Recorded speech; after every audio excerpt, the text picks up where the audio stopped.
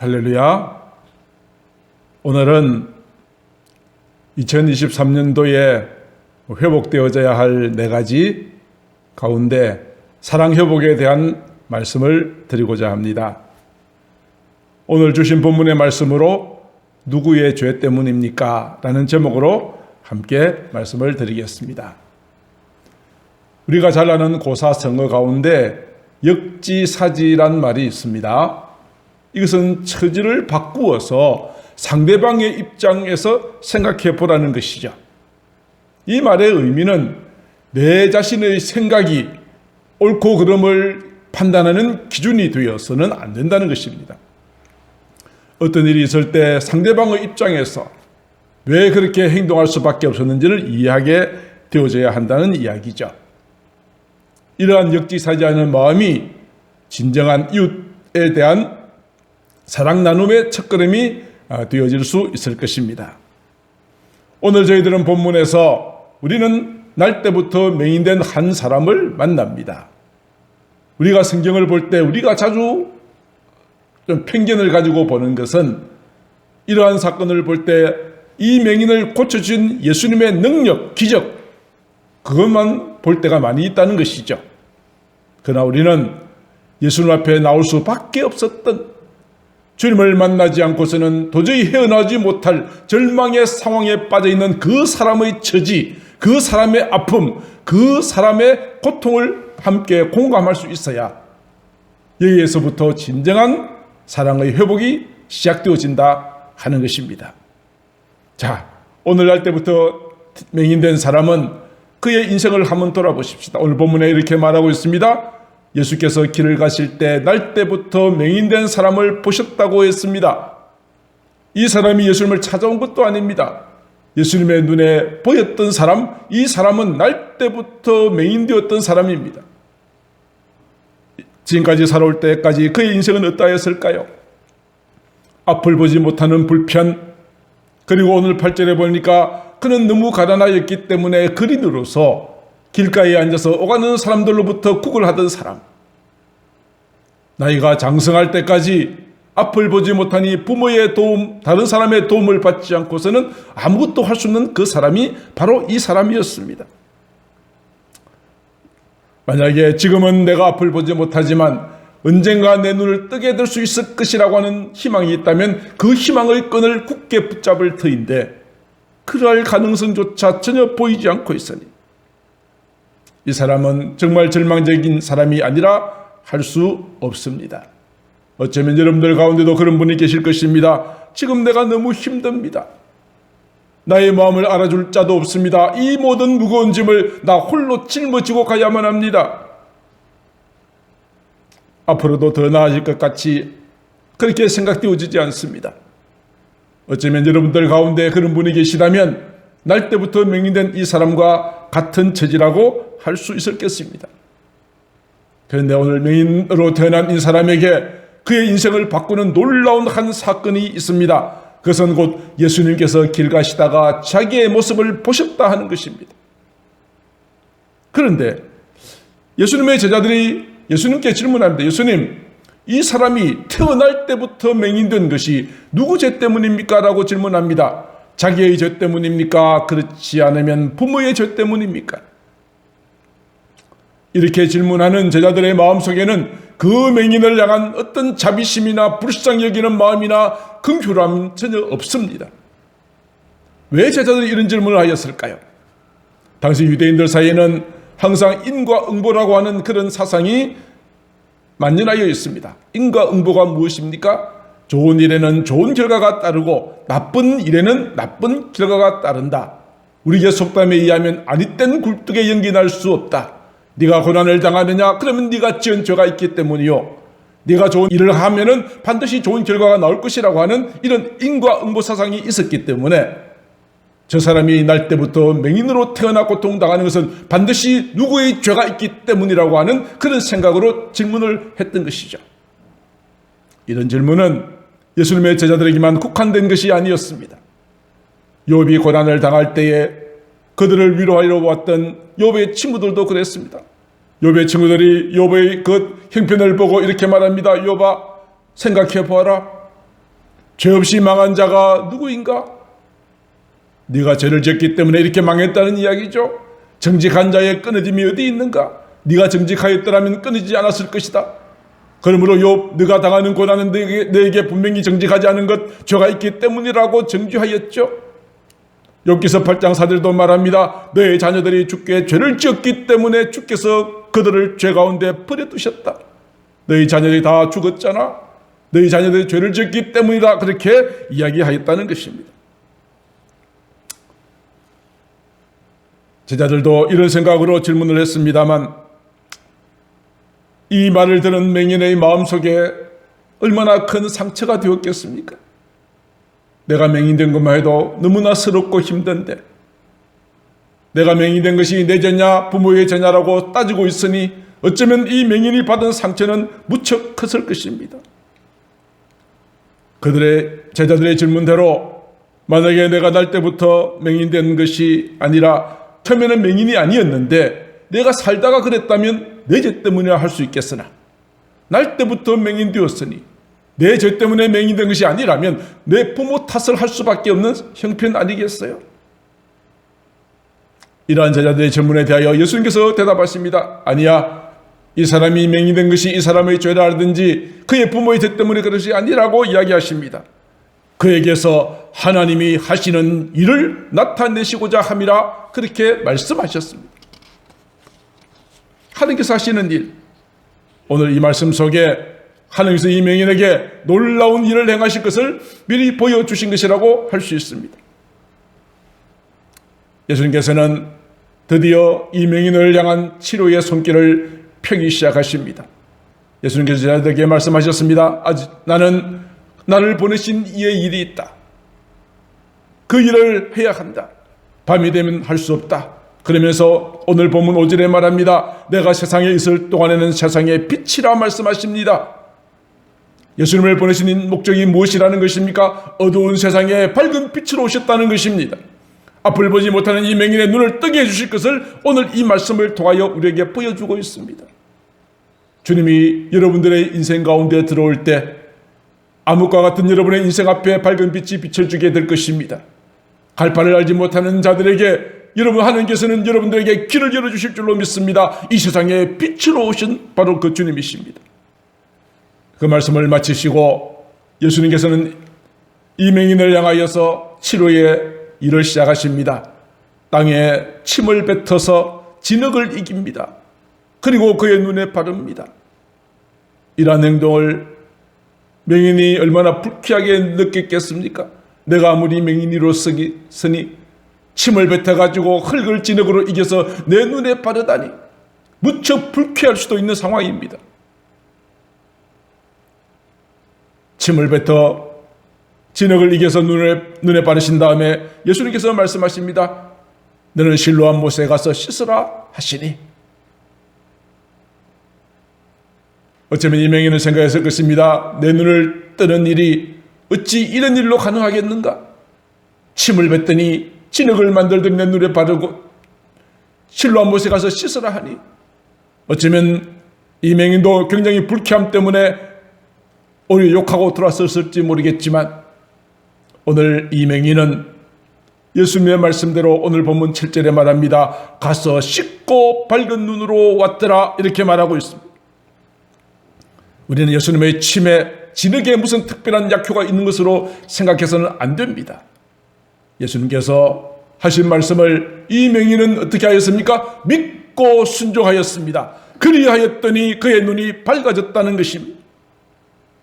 사랑하는 성도 여러분, 오늘 여러분의 막다른 인생 가운데 하나님께서 말씀하실 때 내 지식으로 이해할 수 없고 내가 순종할 수 없는 그러한 것이라 할지라도 주께서 말씀하시니 주여 내가 믿습니다 하고 순종하실 때 이명이 눈을 뜬 것처럼 여러분들의 모든 길이 활짝 열려지게 될 줄로 믿습니다. 장성한 나이가 되도록 앞을 보지 못했던 이명인이 눈을 밝히 떴으니 얼마나 기뻤겠습니까? 아마 이 기뻐했던 이명인은 아마 이런 찬송을 부르지 않았을까요? 우리도 같이 한번 불러볼까요? 실로암이라는 찬양입니다. 여러분의 눈이 밝히 뜨였다는 그런 기쁨으로 이 찬양을 함께 부르면 좋겠습니다.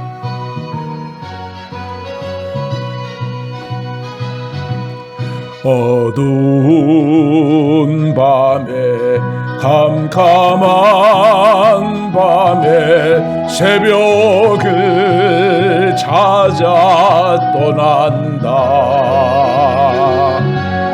종이 울리고 닭이 울어도 내 눈에는 오직 밤이었어.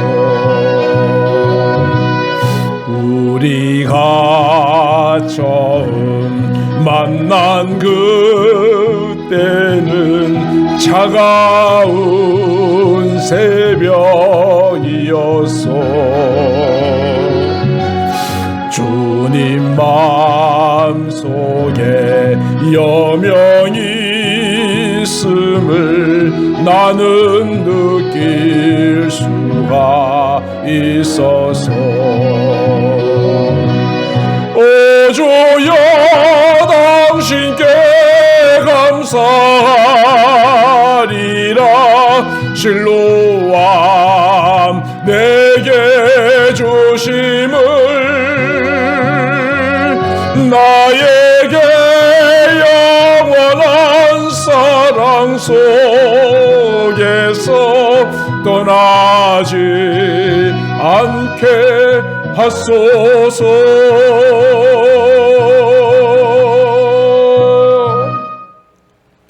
사랑하는 성도 여러분, 오늘 주님이 나를 찾아오시고 주께서 말씀하실 때 주님의 그 말씀에 순종하심으로 맹인의 눈이 밝게 뜨여졌던 것처럼 여러분들 앞에 막힌 모든 것들이 열려지고 하나님의 큰 은혜가 임하시게 되어지기를 주의 이름으로 축복합니다. 자, 주님을 만남으로 정말 새로운 인생이 시작되었던 이 맹인, 평생토록 절망 가운데 살아갈 수밖에 없었던 이 맹인이 주님을 만나고 난 다음에 눈이 밝게 뜨여졌습니다. 실로암까지 갔다가 다시 돌아오는 길, 사람들이 이 맹인을 쳐다봅니다. 아니, 저 사람은 늘 길거리에 앉아서 구걸하던 맹인이 아닌가? 그가 눈을 밝게 뜨고 걸어다니고 있는 것에 대하여서 깜짝 놀란 사람들이 맹인에게 물어봅니다. 야, 어떻게 너의 눈이 뜨여졌느냐?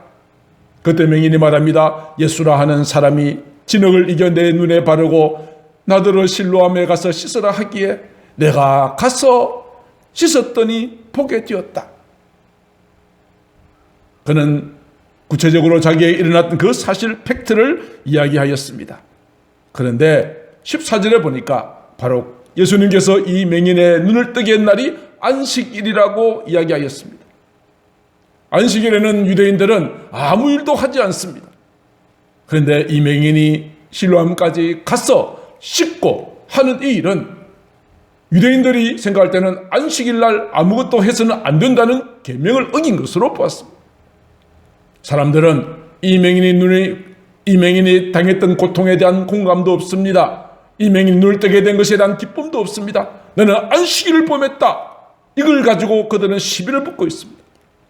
그래서 그들은 이 맹인을 데리고 바리새인에게 데리고 갔습니다.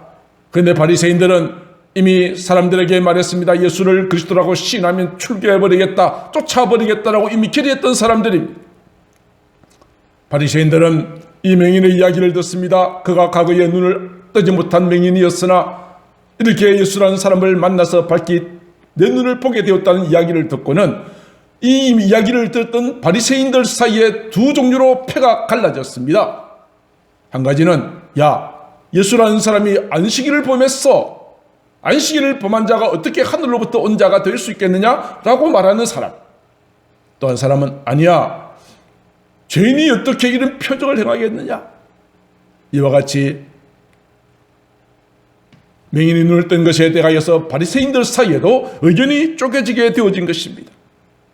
그래서 바리새인들은 이제 한참 자기들끼리 논쟁을 하다가 맹인에게 묻습니다. 야, 너는 그를 어떤 사람이라고 생각하느냐라고 물었습니다.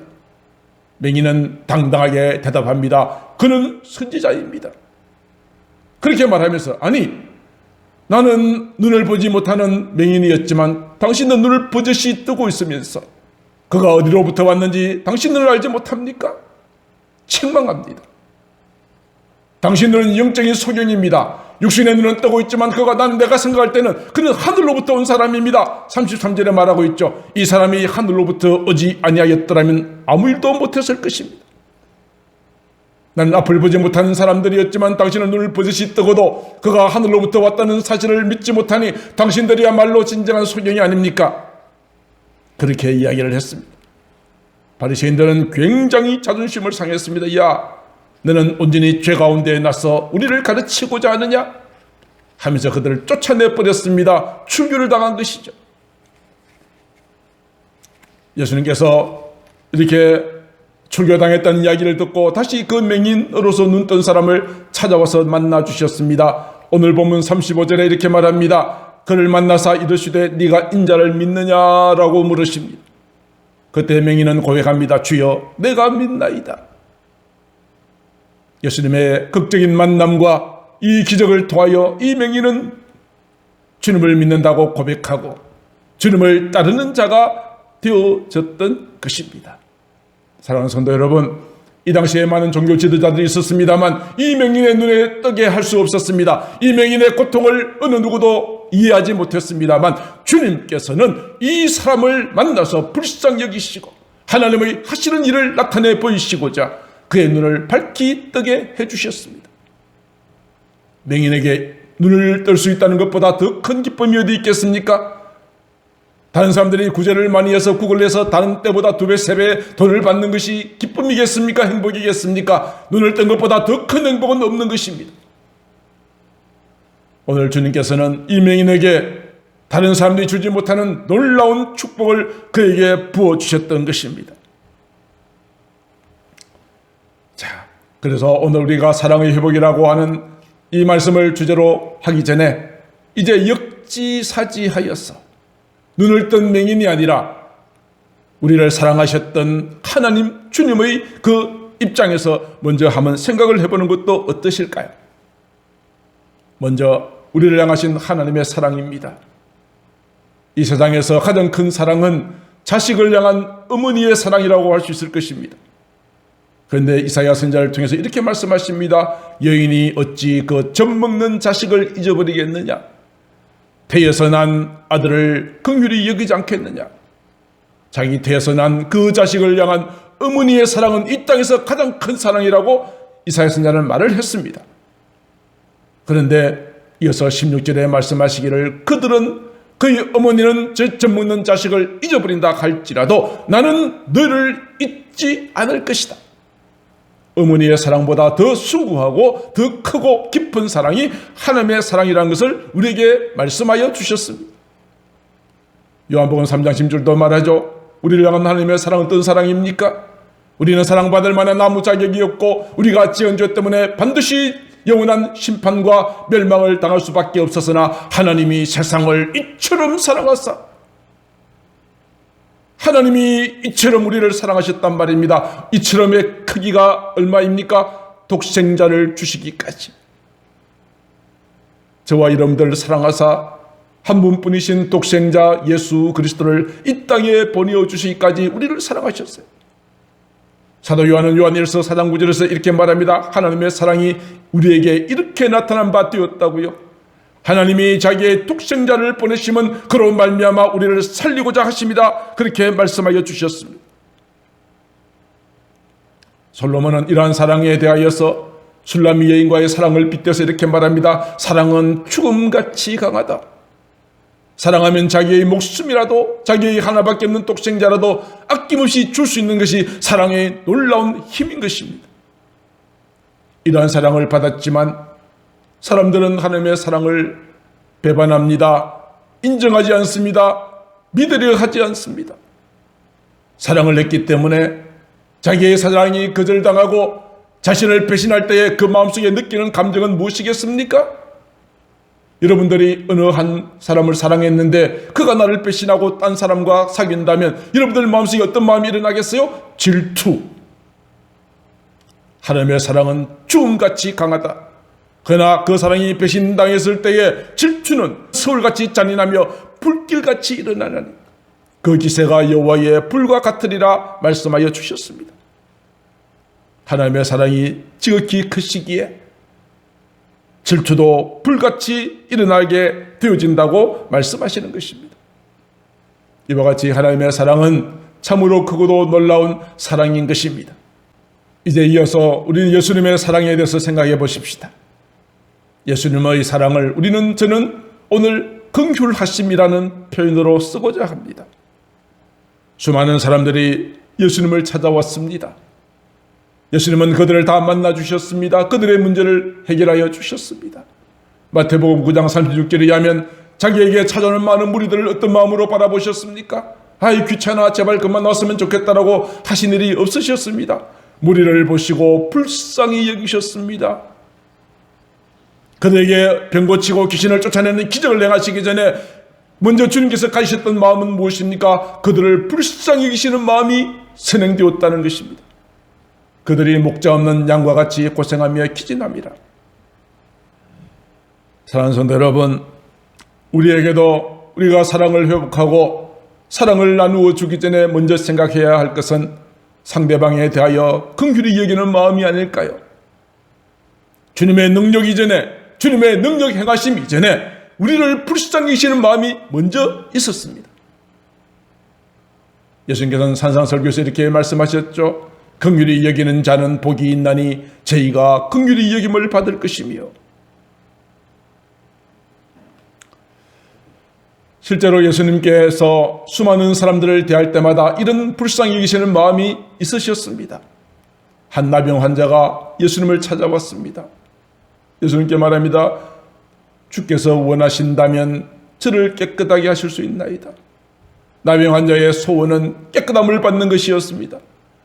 예수님께서는 그 나병 환자를 불쌍히 여기셨습니다. 그래서 말씀하십니다. 내가 원하노니 깨끗함을 받아라. 나병 환자의 원함이 예수님의 원함이 되었습니다. 나병 환자의 고통이 예수님의 가슴속에 저려왔기에 그 나병 환자를 향하여 나도 원한다, 깨끗함을 받기를 원한다 말씀하였을 때에 나병 환자의 피부가 깨끗함을 받게 되어졌던 것입니다. 12년 동안 혈루증으로 고통당하던 여인이 있었습니다.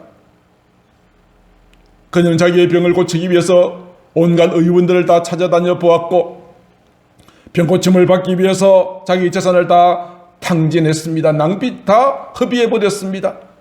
이제는 가진 것도 없습니다. 혈루증은 부정한 죄라고 하여서 사람들 있는 곳에는 나오지도 못하는 그런 부끄러운 병이기도 합니다. 여인으로서는.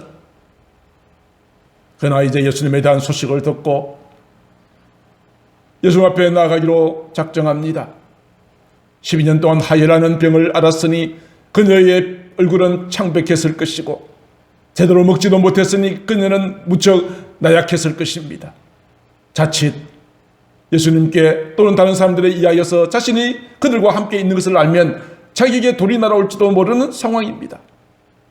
그러나 내가 이렇게 사느니 내가 주님 앞에 나아가서 옷자락이라도 만진다면 병고침을 받을 수 있을 거다 하는 생각을 가지고 주님께 가까이 나아갑니다. 나가서 예수님의 옷자락을 잡았습니다. 그 순간 예수님께서는 자기 몸에서 능력이 나간 것을 느끼셨습니다. 뒤돌아보면서 그 여인을 보시고 불쌍히 여기셨습니다. 이렇게 말씀하십니다. 딸아, 내 믿음이 너를 구원하였으니 평안히 가라. 12년에 걸친 여인의 고통을 공감하셨던 주님께서 능력이 자기에게 나가기 전에 여인을 불쌍히 여기는 마음이 있으셨으므로 내 믿음이 너를 구원하였다라고 선포할 수 있었던 것입니다. 예수님께서 베데스다 연못가를 지나가실 때에 그곳에 38년 된 병자를 만났습니다. 물이 동하면 그때 들어가면 병고침을 받을 수 있다는 말로 기다리고 기다린 세월이 38년. 이제는 모든 희망을 다 잃어버리고 있는 바로 그 병자를 보시고 불쌍히 여기셨습니다. 그래서 그 병자를 향하여 말씀하십니다. 일어나 내 자리를 들고 걸어가라. 한 군대 귀신이 들려서 고통당하는 사람이 있었습니다. 그 귀신은 한 사람의 인생을 철저하게 파멸하고 짓밟았습니다. 무덤가에서 살았습니다. 소리소리 지르며 온몸에 상처가 나고 모든 사람들로부터 버림받은 인생이었습니다. 예수님께서는 그 귀신 들린 자를 불쌍히 여기시는 마음이 있으셨기에 그라사 지방으로 건너가셔서 군대 귀신을 향하여 명령하십니다. 더러운 귀신아, 그 사람에서 나올지어다. 그 순간 그에게서 귀신이 떠나가고 온전케 되어지는 역사가 나타났습니다. 병고침, 귀신 나간 이 모든 것 이전에 그 사람을 향하여 긍휼히 여기시는 마음이 있으셨습니다. 또 이런 일도 있었죠. 남편을 잃어버린 과부, 이제 그에게 남은 모든 인생의 즐거움은 하나뿐인 독자 아들이 하나 있었는데, 남편 잃고 독자 아들 하나 쳐다보고 살아왔던 이 여인이 그만 그 아들이 죽어버렸습니다. 얼마나 슬픔이 컸겠습니까? 하늘이 무너지는 것 같았을 것입니다. 예수님께서는 그 여인의 아픔을 공감하시고 아들이 장례치기 위해서 나가는 장례의 행렬을 멈추신 다음에 그 청년을 향하여 선포하셨습니다. 청년아, 내가 네게 말하노니 일어나라 하시니 그 청년이 일어나서 어머니 품에 안겨졌습니다. 여인의 이보다 더 큰 기쁨은 어디에 있었겠습니까? 남편을 5이나 두었지만은 인생의 진정한 만족을 느끼지 못하였던 한 사마리아 여인, 남들이 오지 않는 시간에 우물에 물길러 왔다가 주님을 만났습니다. 아니, 주님께서 그 여인을 만나시려고 일부러 사마리아 땅을 지나가셨던 것이죠. 그 여인에게 영원한 생수의 근원이 되신 자기 자신을 소개하고 하나님 앞에 영과 진리로 예배할 것을 가르치심으로 이 여인은 이제 물동이를 던져놓고 마을로 뛰어들어가 내가 예수를 만났다, 메시아를 만났다라고 선포하는 자가 되어졌습니다. 사랑하는 성도 여러분, 오늘 우리 주변에는 예수님을 찾아오지 않을 수 없었던 수많은 사람들의 아픔들 우리가 함께 생각해 보았습니다. 우리 주변에 이런 아픔을 가진 사람들이 많습니다. 어쩌면 여러분이 그 중에 한 분이실지도 모릅니다. 주님께서는 그러한 저희들을 불쌍히 여기십니다. 그리고 주 앞에 기도하고 간구할 때 이 모든 문제를 해결하여 주시는 것입니다. 사랑하는 성도 여러분, 우리가 이렇게 하나님의 사랑을, 예수님의 긍휼히 여기심을 받은 자라면 이제 우리도 이것을 흘러보내야 되지 않겠습니까? 우리도 서로 사랑해야 합니다. 기독교의 근본 정신은 무엇입니까? 사랑 아닙니까? 예수님께서 모든 십계명의 가장 중요한 핵심 포인트를 말씀하신 적이 있습니다.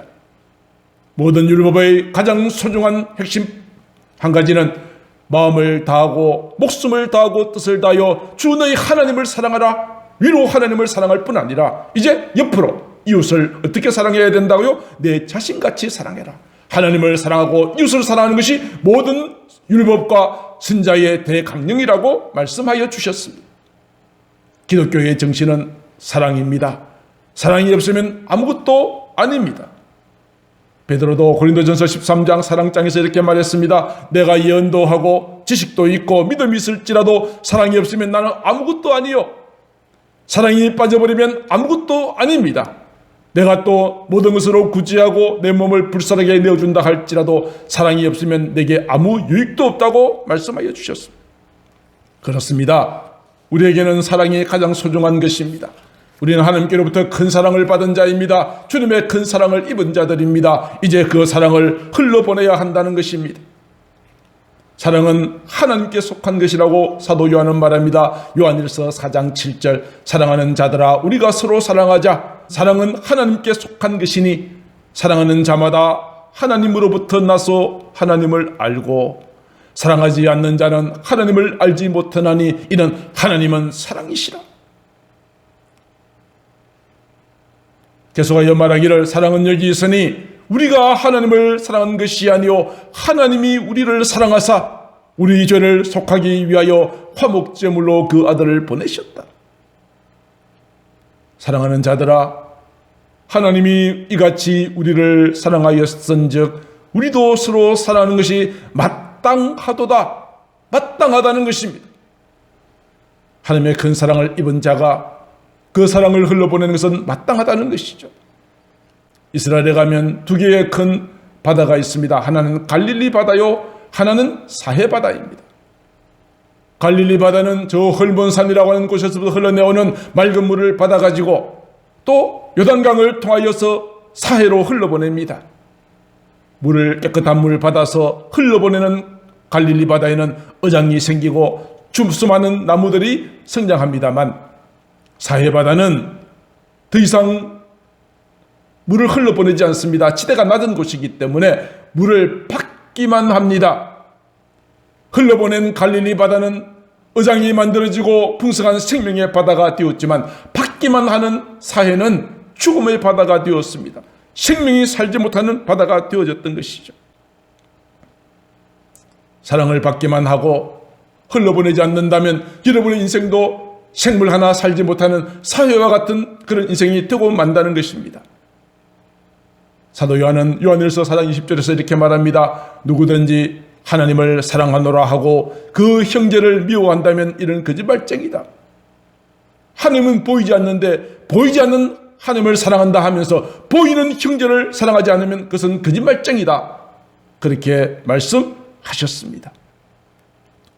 우리가 이 계명을 받았으니 하나님을 사랑하는 자는 그 형제를 사랑하는 것이라고 주께서 말씀하셨습니다. 사랑하는 성도 여러분, 요한계시록을 보면 에베소 교회를 향하여 책망하신 말씀이 나옵니다. 요한계시록 2장 4절에 내가 너를 책망할 것이 있나니 너의 처음 사랑을 버렸다고 말합니다. 처음 사랑을 버린 것 때문에 책망받았던 교회가 에베소 교회입니다. 그렇다면 버린 이 처음 사랑을 회복해야 하지 않겠어요? 처음 사랑을 버렸다고 책망한 다음에 바로 이어서 말씀하시기를 그러므로 어디서 떨어졌는지 생각하고 회개하여 처음 행위를 가지라고 말합니다. 자, 이 말씀을 본다면 처음 사랑 그리고 처음 행위라고 대비하고 있죠. 사랑은 말로만 하는 것이 아닙니다. 구호로만 하는 것이 아닙니다. 사랑은 반드시 무엇이 수반되어야 한다는 것입니까? 행위가 수반되어야 한다는 것이죠. 처음 사랑을 버렸다 했으니 처음 사랑을 가지라 이렇게 말씀하신 것이 아니라 회개하고 처음 행위를 가지라고 하였으니 우리의 사랑은 행위로 나타나야 한다는 것입니다. 사랑은 명사가 아니라 동사입니다. 행함이 없는, 섬김이 없는, 나눔이 없는 사랑은 한낱 구호에 그치고 마는 것이고 진실한 사랑이 아닌 것입니다. 말씀을 정리하고자 합니다. 사랑하는 성도 여러분, 지금까지 살펴본 바 예수님 앞에 온 사람들마다 많은 문제가 있었습니다. 그들은 우리의 모습과도 너무 흡사합니다. 경제적으로 대단히 어렵습니다. 몸에 병이 나서 이 병 때문에 고통을 당합니다. 힘든 일이 있지만 어느 누구도 도와줄 자도 없고 내가 이 모든 상황을 빠져나올 수도 없습니다. 때로 내 마음속에 우울증도 생기고 또 정신적인 질환을 가지고 고통을 당하기도 합니다. 그런데 주님께서는 그들을 향하여 긍휼함을 베풀어 주셨다는 것입니다. 그들에게 사랑을 나타내 보이셨습니다. 우리를 향한 긍휼과 사랑은 하나님의 기적으로 나타났습니다. 기적으로 나타났습니다. 우리가 진정 온전한 사랑의 나눔을 위하여서는 이웃들을 향하여 주변의 눈을 돌려서 그들을 사랑하고 불쌍히 여기는 마음으로부터 시작되어집니다. 그리고 마음은 우리의 행위로 나타나야 한다는 것입니다. 저희들은 그동안 코로나로 인하여서 성도들 간의 어떤 교제도 어떤 모임도 사랑의 교제도 이웃을 향한 어떤 섬김도 하지 못했습니다. 그러나 이제는 더 이상 미룰 수가 없습니다. 그리하여서 금년 한 해는 회복의 해, 그 가운데 오늘은 사랑의 회복에 대해서 말씀을 드렸습니다. 우리 성도들 가운데 어렵고 힘든 자가 있으면 친정으로 그들과 함께 울어주고 함께 짐을 나누어주는 아름다운 사랑이 있게 되기를 바랍니다. 또한 우리 이웃들을 돌아보면서 그들에게 주께로부터 받은 우리의 사랑을 함께 나누는 자가 되어서 우리가 진정 하나님의 은혜 가운데 살아갈 수 있게 되기를 축복합니다. 특별히 오늘은 설날입니다.